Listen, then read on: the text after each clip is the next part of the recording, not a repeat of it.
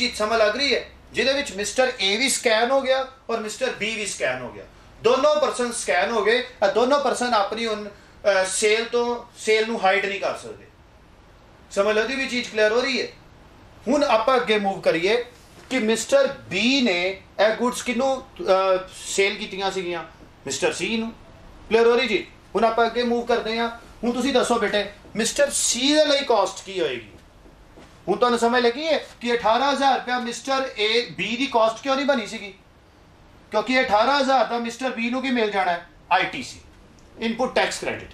Clear हो रही चीज। GST बेटे तब तक तुहाडी कॉस्ट नहीं है जब तक तुसी फाइनल कंज्यूमर नहीं हो। अगर तुसी इंटरमीडिएरी हो, क्लियर हो रही चीज, तो GST तुहाडी कॉस्ट नहीं हो सकती, क्योंकि वो GST ने तुहानूं आने वाले टाइम की तुहाडी आउटपुट टैक्स की लायबिलिटी जो अगों तुसी रिकवरी करोगे आउटपुट टैक्स की, उहदे विचों उन्होंने माइनस कर देना। क्लियर हो रही जी। अब हम ध्यान नाल मैनूं दसो कि मिस्टर सी का कॉस्ट प्राइस की होएगा। दसो 27,000 रुपया GST कॉस्ट का पार्ट होएगा? नहीं हो। ਇਹਦਾ मतलब टोटल 1,77,000 कॉस्ट का पार्ट नहीं होएगा। ਉਹਦੀ कॉस्ट का पार्ट बेटे की होएगा, ਉਹਨੇ ਉਹਦੀ कॉस्ट का पार्ट की होएगा 1,50,000 रुपीस। मिस्टर सी दे लई जो कॉस्ट प्राइस होएगा, मिस्टर सी दे लई जो कॉस्ट होएगी वो कितनी होएगी 1,50,000 रुपीस। भावें उन्हें मिस्टर ए नूं कितना पे करना है, भावें बेटे उन्हें मिस्टर ए नूं कितना पे करना है 1,77,000 रुपीस। पे उन्हें 177 ही करना है, पर उसकी कॉस्ट कितनी होएगी 1,50,000 रुपीस। जिहड़ा 27,000 रुपया वह कॉस्ट का पार्ट नहीं होएगा। समझ ले, क्योंकि वो आने वाले टाइम दे विच मिस्टर सी ओदा की लेगा, जिद्दां मिस्टर बी ने इनपुट टैक्स क्रेडिट लिता सी, इदां ही मिस्टर सी भी लेगा। मैं एक मिनट तुहानूं शो कर ही दिना। अच्छा हुण कॉस्ट होगी, क्लियर हो रही जी। ये दोनों चीज़ां कॉस्ट हो गई 1,50,000 रुपीस। हुण इहदे विच मिस्टर सी भी अपना मार्जिन जोड़ेगा, फरीश्ता काम करेगा नहीं। मिस्टर सी ने बेटे इहदे विच की करती अपनी वैल्यू एडिशन, ठीक है। मिस्टर सी इहदे विच की कर रहा अपनी वैल्यू एडिशन, और मिस्टर सी ने वैल्यू एडिशन की है। फॉर एग्जाम्पल कि आप कुछ भी एडिशन कर देने हैं। फॉर एग्जाम्पल आप बेटे 20,000 रुपीस की एडिशन कर देने हैं, ठीक है। ਇਹਦਾ मतलब मिस्टर सी दे लई टोटल इनवॉइस कितने का हो गया 1,70,000 रुपीस का। क्लियर हो रही चीज, 1,70,000 रुपीस। अच्छा हुण मिस्टर सी ने होलसेलर है, क्लियर हो रही जी। मिस्टर सी ने गुड्स किनू सेल करनियां ने रिटेलर नूं, क्लियर हो रही जी। और रिटेलर को भी की चार्ज करेगा GST। क्लियर हो रही जी, समझ लग रही है। आप पहले विच प्लस कर दिने आ GST at the rate of 18%। मान के चलना हर एक स्टेज के ऊपर GST कितना लग रहा है 18%। हाँ जी बेटे 1,70,000 रुपीस के ऊपर GST कितना लग जाएगा एट द रेट ऑफ 18%। मतलब 1,70,000 रुपीस इत्थे की आ गया वैल्यू ऑफ सप्लाई, ठीक है। वैल्यू ऑफ बेटे साडी सप्लाई आ गई 1,70,000 रुपीस। ਉਹਦੇ ਉੱਪਰ 18% GST ਦਾ ਰੇਟ ਐਪਲੀਕੇਬਲ ਹੋ ਗਿਆ। ਇਹਦਾ मतलब हो गया कि 30,600 रुपीस की हो गया GST, और बेटे ग्रैंड टोटल कितना हो जाएगा 2,06,000 रुपीस। मतलब जो टोटल इनवॉइस बनेगा वो कितने का बनेगा 2,06,000 रुपीस। क्लियर हो रही है जी, ठीक है। हुण आपां बेटे देखते हैं जरा मिस्टर सी का सिनेरियो की है।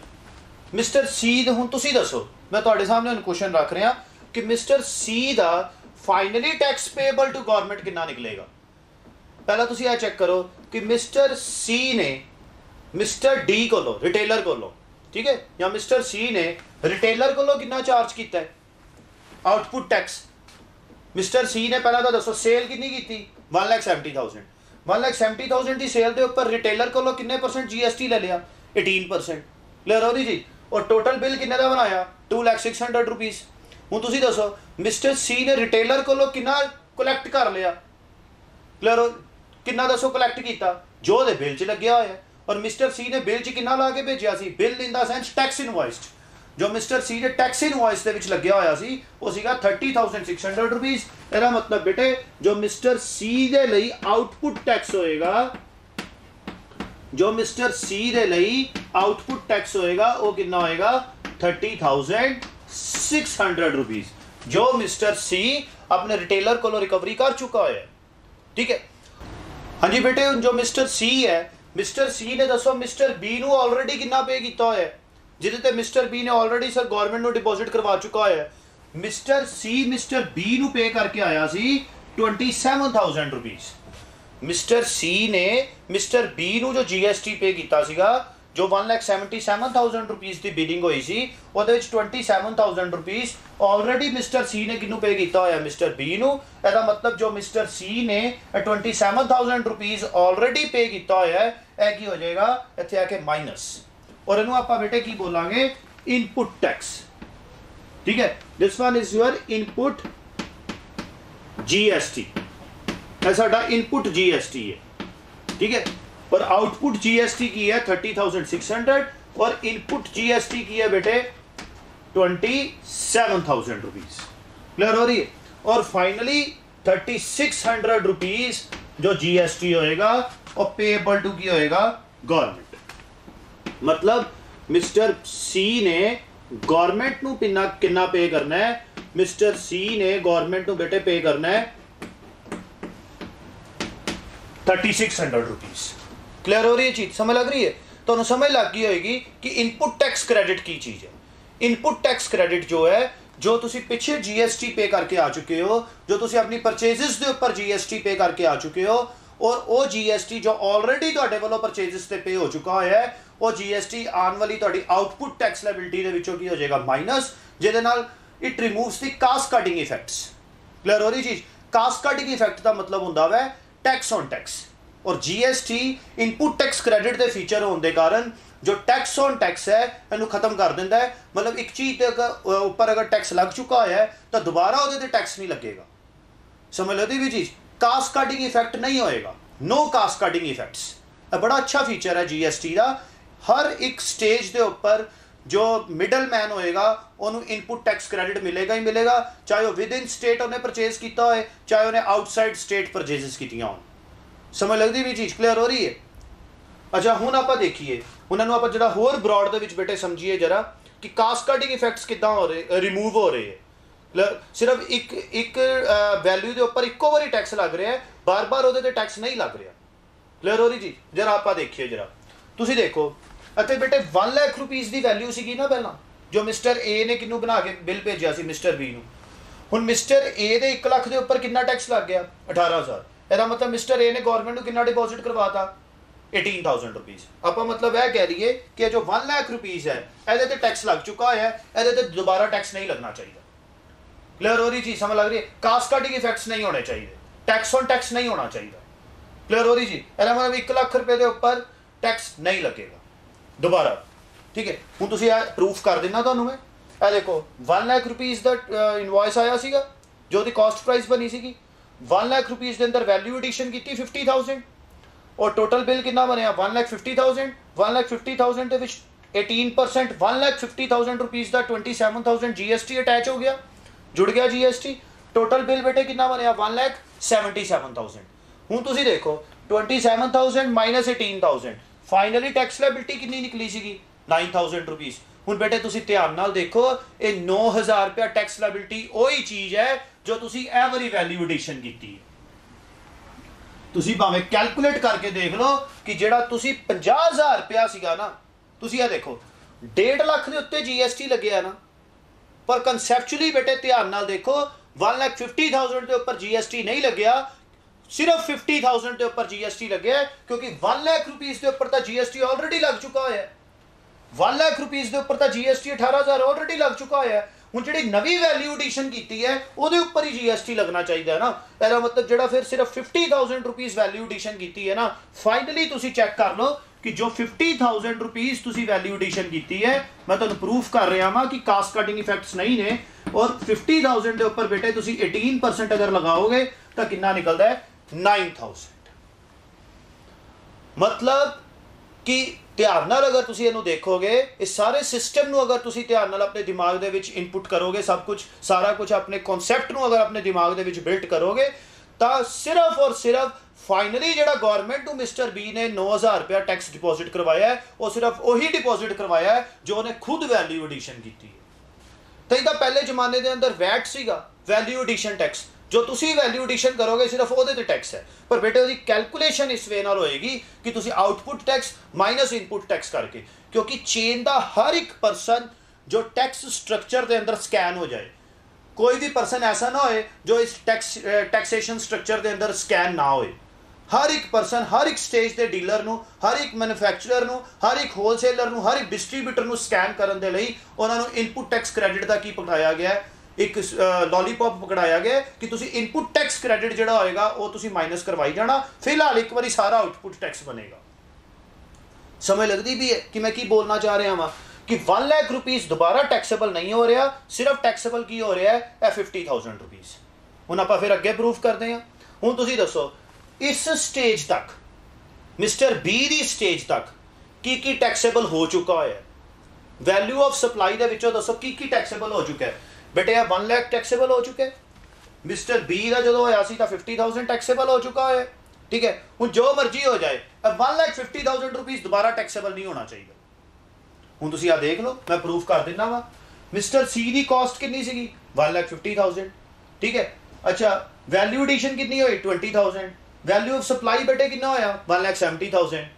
हुण तुसीं दसो 1,70,000 के अंदर की 1,50,000 रुपीज़ दोबारा टैक्सेबल होना चाहिए? आंसर है नो। 1,50,000 के ऊपर बेटे दोबारा टैक्स नहीं लगना चाहिए, क्योंकि 1,50,000 ऑलरेडी जो 1,50,000 है वो हो चुका है। ਇਹਦਾ मतलब जो तुसी नई वैल्यू एडिशन करते पे हो, जो तुसी नवी वैल्यू एडिशन कर रहे हो कितनी? 20,000 रुपीज़। इस 20,000 रुपीज़ के ऊपर ही उनकी लगेगा सिर्फ GST। मैं तुहानू प्रूफ कर देना वा कि 3600 नू अगर तुसी ध्यान नाल देखोगे तो बेटे 20,000 रुपीज़ का 18% सॉरी 20,000 रुपीज़ का 18% की आ रहा है 3,600 रुपीज़। मतलब यह हो गया कि एक वैल्यू के ऊपर, एक वैल्यू ऑफ सप्लाई के ऊपर अगर टैक्स लग चुका है पिछले डीलर्स वालों, मैन्युफैक्चरर्स वालों, तो दोबारा ਉਹਦੇ ਤੇ टैक्स नहीं लगाया जाएगा। क्लियर हो रही चीज़? सिर्फ ਉਹਦਾ जो वैल्यू एडिशन है वो टैक्सेबल हो रहा है, पर ਉਹਨੂੰ ਆਪਾਂ करना सिर्फ वैल्यू एडिशन के ऊपर टैक्स कैलकुलेट करके नहीं है, ਆਪਾਂ ਉਹਦੀ प्रॉपर ਉਹਦੀ वैल्यू ऑफ सप्लाई निकाल के output tax minus input tax के मैथड के नाल ਆਪਾਂ ਉਹਨੂੰ की करांगे कैलकुलेशन। मतलब आप सिंपल वैल्यू एडिशन के ऊपर टैक्स नहीं कैलकुलेट करना होता, ना ही कोई बेटे प्रैक्टिकल लाइफ के अंदर अपनी वैल्यू एडिशन दसदा है। कोई दसदा अपना प्रॉफिट मार्जिन? दसो मिस्टर बी कभी अपना प्रॉफिट मार्जिन बोलेगा कि मैं 50,000 रुपया प्रॉफिट कमा रहे हैं? क्लियर हो रही? कभी मिस्टर सी डिस्कलोज करेगा कि मेरा 20,000 रुपीज़ का प्रॉफिट है? तुसी आप जजमेंट करो कि अगर तुसी मार्केट के कुछ परचेज करन जाते हो, या कोई भी अगर तुसी फॉर एग्जांपल किसी आइसक्रीम पार्लर वाले को तुसी आइसक्रीम परचेज करनगे, भावें वो फॉर एग्जांपल 400 रुपये किलो तो आइसक्रीम सेल कर रहा है, पर लास्ट मूवमेंट तक वो यही बोलता रहेगा कि यार असी तो विचों कुछ कमाया ही नहीं, जबकि आइसक्रीम की कॉस्ट सिर्फ कितनी है? 200 रुपीज़ पर KG।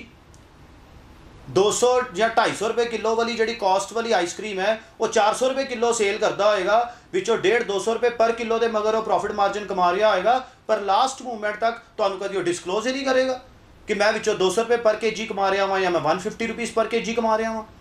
क्योंकि अगर उन्हें डिस्कलोज करता फिर कंज्यूमर अगों बारगेनिंग करनी शुरू कर देता है।